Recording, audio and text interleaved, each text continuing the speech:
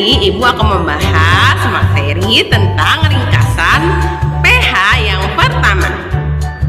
Jadi kalian harus semangat menyimaknya agar dapat mengerjakan PH yang pertama. Sebelum memulai pembelajaran, mari sama-sama kita berdoa bersama. Doa dimulai.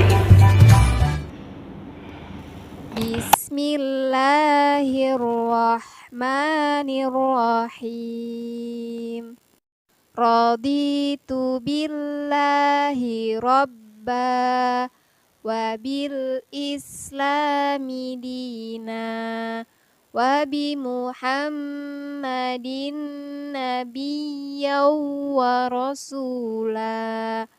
Rabbi zidni ilma warzuqni fahma. Amin.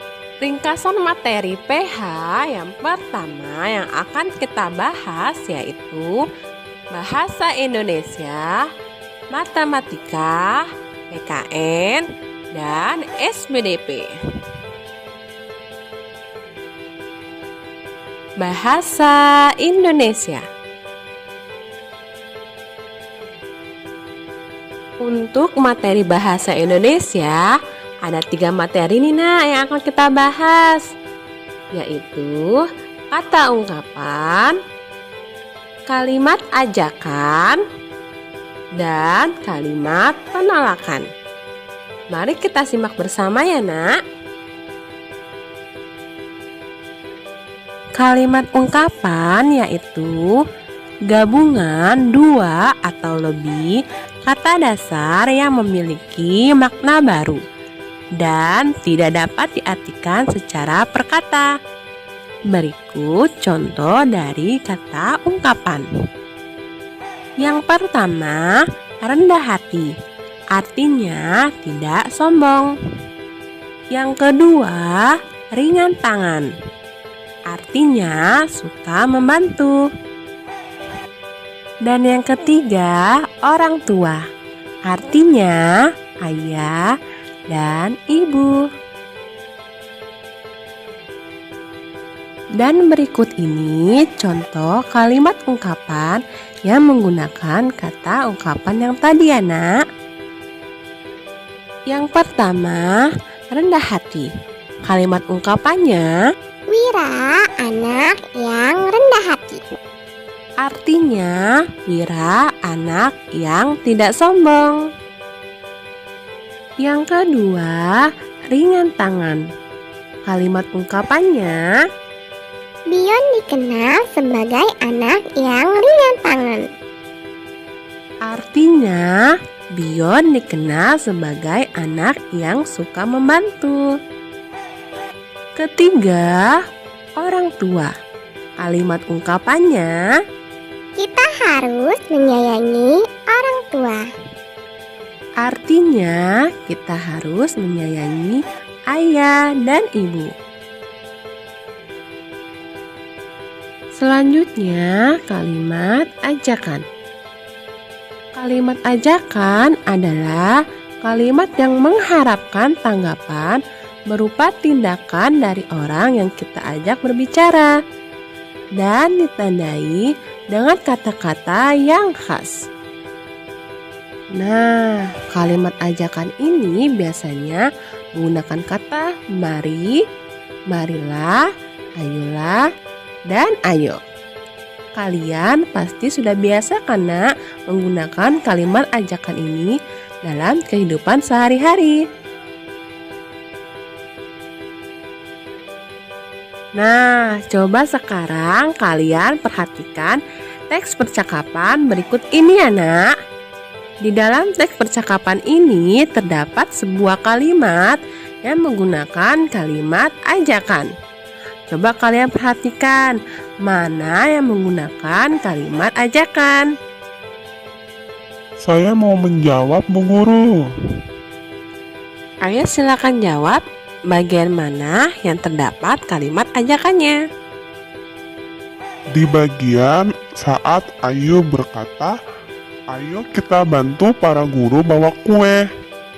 Dan Bion berkata, Ayo kita bantu bawa nasi kotak juga yuk. Ya, benar sekali. Pada percakapan di samping yang mengandung kalimat ajakan, yaitu pada saat Ayu berkata, "Ayo kita bantu para guru bawa kue."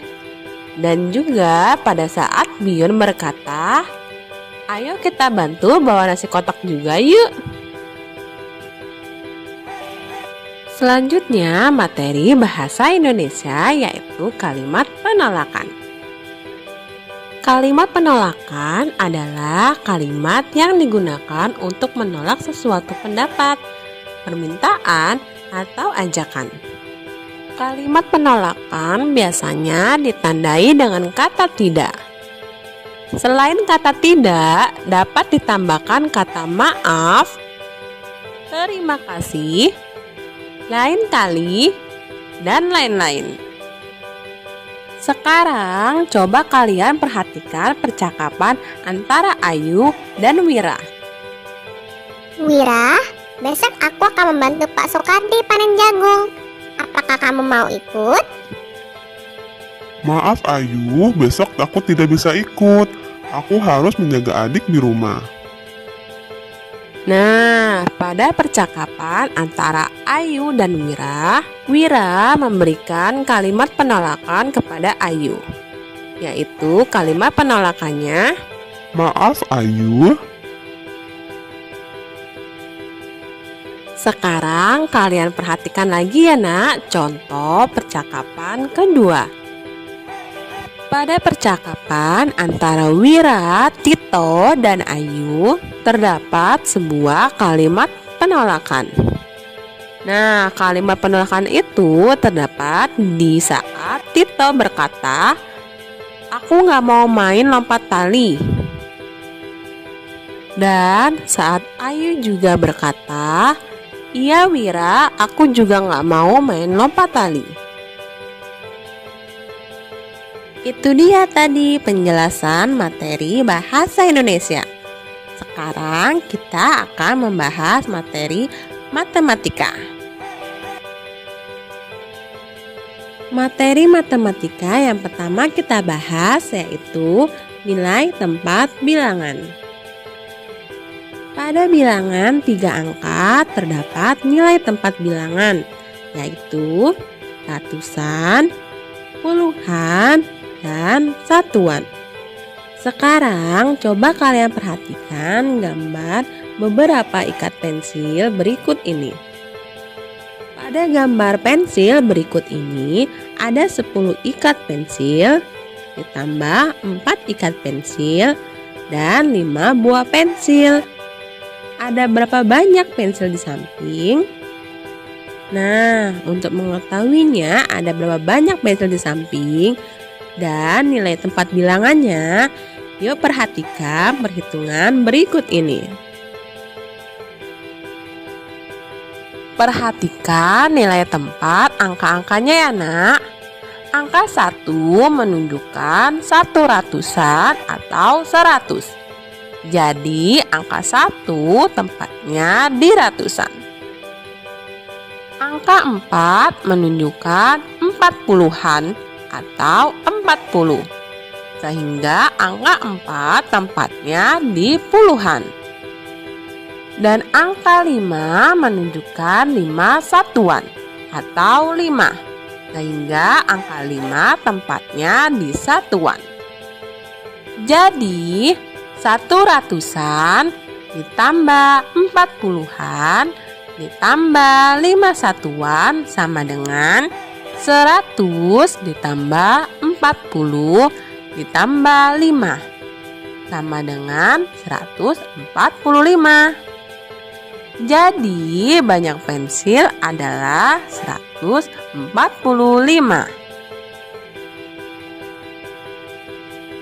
Yang kedua, perbandingan banyaknya benda. Perbandingan merupakan salah satu cara untuk membandingkan dua besaran.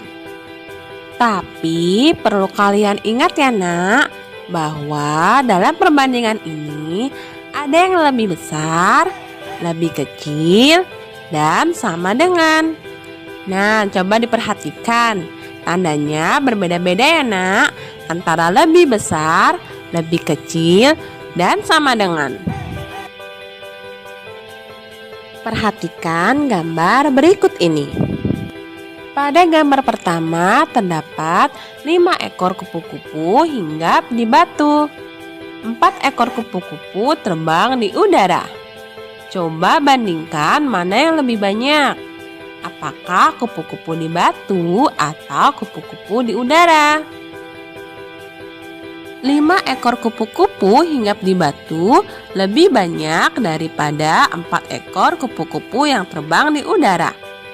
Sehingga 5 lebih besar dari 4. Pada gambar yang kedua terdapat 3 buah layangan dan 5 buah layangan yang sedang terbang di udara. Bila kita perhatikan bersama, 5 layangan lebih banyak daripada 3 layangan yang terbang di udara. Jadi 3 lebih kecil dari 5. Kalau tadi kita membandingkan antara bilangan satuan dengan satuan, sekarang kita akan membandingkan bilangan ratusan dengan ratusan. Mari kita bandingkan bilangan 252 dan 352. Bagaimana cara membandingkannya? Pertama, kita bandingkan dari angka ratusannya.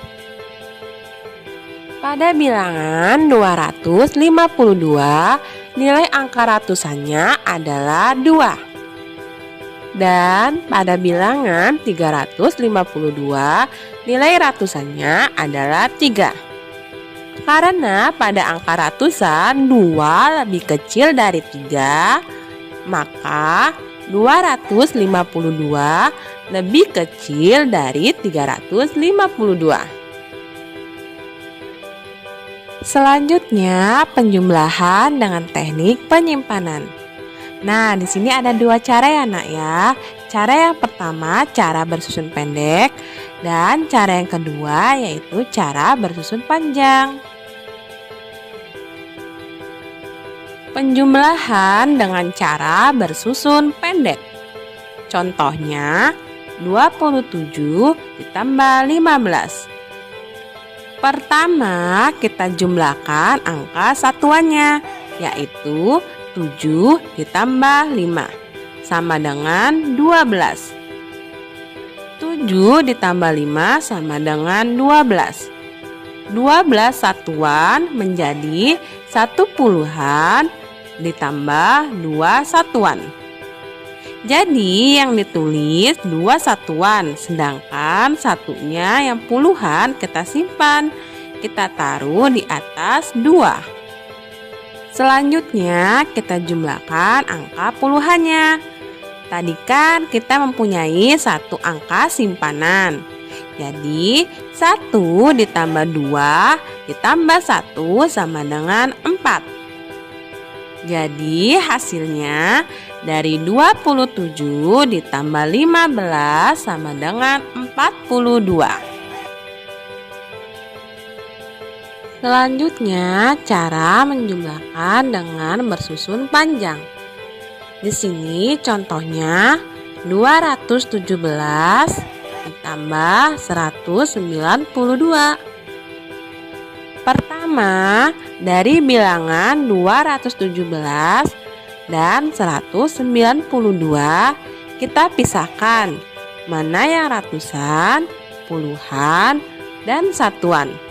Kemudian baru kita jumlahkan antara satuan dengan satuan, puluhan dengan puluhan, ratusan dengan ratusan.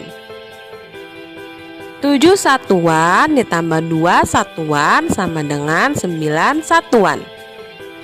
1 puluhan ditambah 9 puluhan sama dengan 10 puluhan. 2 ratusan ditambah 1 ratusan sama dengan 3 ratusan. Nah, tadi kan hasilnya 3 ratusan ditambah 10 puluhan ditambah 9 satuan. mencoba menjelaskan juga ya, melanjutkan penjelasan Bu Guru? Boleh. Tadi kan soalnya 217 ditambah 192. Lalu kita menjumlahkan dengan bersusun panjang. Caranya 217 kita letakkan di atas, 192 kita letakkan di bawah. Nah, ingat tidak teman-teman? Kata Bu Guru, kalau menjumlahkan harus dari sebelah kanan dahulu, yaitu bilangan satuannya. Maka 7 ditambah 2 sama dengan 9. Kemudian kita menjumlahkan bilangan puluhan, yaitu 1 ditambah 9 sama dengan 10. Nah, cara penulisannya jangan ditulis 10 ya teman-teman. Kita tulis dulu angka 0-nya. Lalu angka 1 kita letakkan di bagian ratusan. Lalu kita jumlahkan semuanya deh, bagian ratusannya, yaitu 1 ditambah 2 ditambah 1 sama dengan 4. Maka hasilnya adalah 409. Benar kan Bu Guru?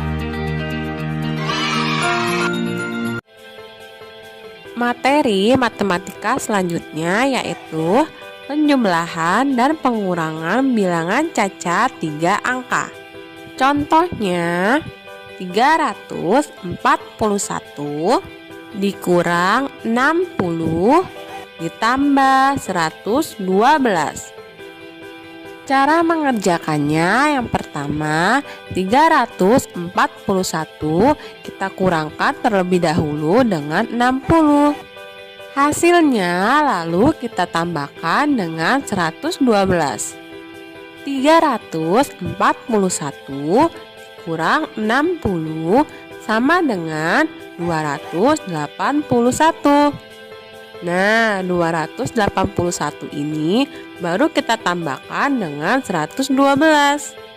281 ditambah 112 sama dengan 393. Bagaimana? Untuk materi matematika ini mudah dipahami kan, Nak?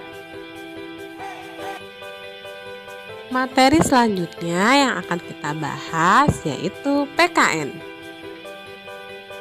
Hidup rukun di tempat bermain. Anak-anak dengan teman bermain harus saling menghormati dan menghargai. Bermain tidak perlu bertengkar. Berteman harus saling membantu. Ayo kita belajar hidup rukun dengan teman bermain.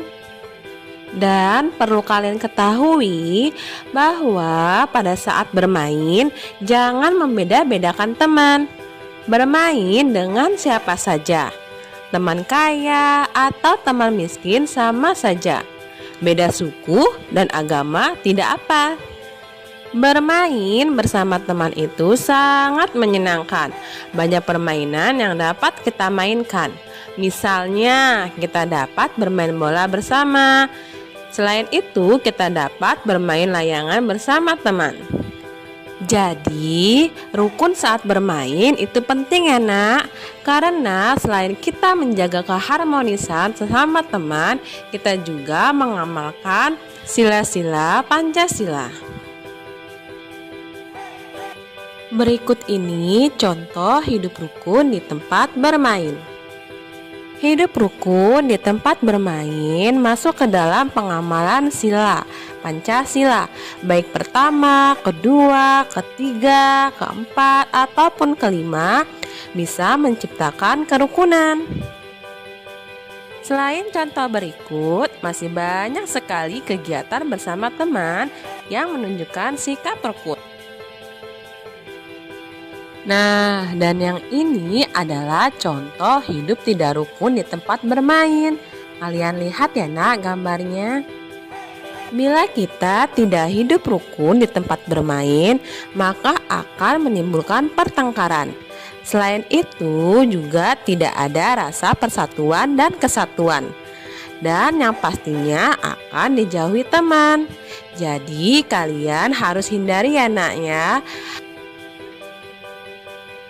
Dan selanjutnya materi pembahasan yang terakhir yaitu SBDP tentang karya imajinatif.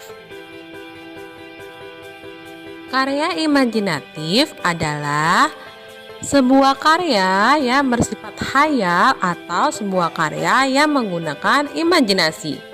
Misalnya, contoh karya imajinasi adalah sebuah gambar yang menggambarkan orang yang sedang terbang atau orang yang sedang mempunyai sayap. Berikut ini beberapa jenis alat mewarnai gambar imajinatif. Ada krayon, pensil warna, dan cat air.